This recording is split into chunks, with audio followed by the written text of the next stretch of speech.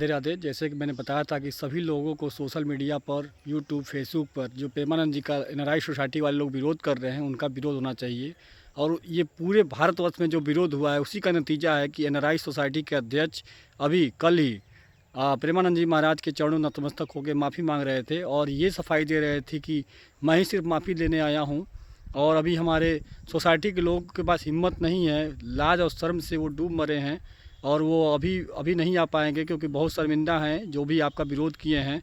और बहुत कुछ बातें बोल रहे थे कि 10 साल से आपका हम दर्शन कर रहे थे, कुछ यूट्यूबर्स के चलते हम लोग ये जो विरोध हो गया हम लोगों से हमारी सोसाइटी के द्वारा, ये इससे इस नाते हम बहुत बहुत शर्मिंदा हैं, आपसे बहुत माफ़ी मांगते हैं। और हमारे प्रेमानंद जी जो इतने बड़े संत हैं, उन्होंने एक लाइन में ही कहा कि हम आप लोगों से कोई नाराज़ नहीं है, कोई किसी भी वृंदावन वासी से हम नाराज़ नहीं हैं और ना ही मुझे कोई खेद है, कोई दुख है।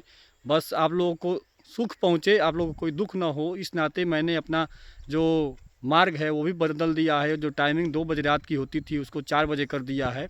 तो ये संत इतने बड़े संत हैं, ये संत इतने बड़े हैं कि इनका जो नियम था वर्षों से रात के 2 बजे सभी को दर्शन देना, सुख पहुंचाना, उस नियम उस दर्शन को उन्होंने टाइमिंग और सब कुछ बदल दिया, बस इस नाते कि लोग वृंदावन के लोगों को कोई कष्ट ना हो।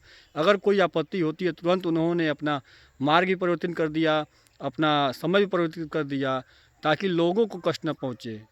हज़ारों लोगों को सुख पहुँचे, लेकिन 2 भी 4 लोगों को, 10 लोगों को, एक सोसाइटी को कोई दिक्कत ना हो। इस नाते उन्होंने ये बड़ा कदम उठाया। ये दर्शाता है कि वो कितने बड़े संत हैं।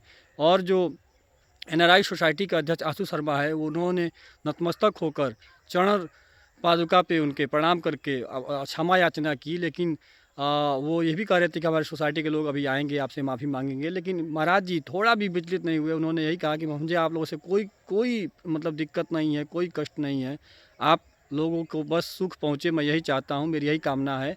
और इतने बड़े संत का ये भाव दर्शाता है कि वो कितने बड़े संत हैं। मैं बार बार कहता हूँ कि अगर किसी भी तरह के जो भी हमारे बड़े बड़े संत हैं सनातन के, उनके साथ अगर कोई भी गलत करता है, चाहे सनातनी हो, चाहे कोई दूसरे धर्म का भी धर्मी हो, उसके खिलाफ़ हमको सोशल मीडिया के थ्रू कम से कम अगर जहाँ भी हों उसके थ्रू विरोध करें। और हमारे इतने बड़े संत प्रेमानंद नाम प्रेमी संत का कोई अपमान करे, ये हमें बर्दाश्त नहीं होगा। इस नाते सभी लोगों ने जो विरोध किया, इसका परिणाम जो आया, उन्होंने जो माफ़ी मांगी, ये देख के हमें बहुत अच्छा लगा। आगे ही ऐसे चीज़ें बनी रहें। प्रेमानंद जी महाराज कोई उम्र, हमारी भी उम्र लग जाए और वो 27 हों, मैं यही चाहता हूँ। और ऐसे संत का दर्शन और लाभ सबको मिलता रहे। इसी की अपने साथ अपनी वाणी को विराम देकर मैं आगे बढ़ता हूँ। जय श्री राम।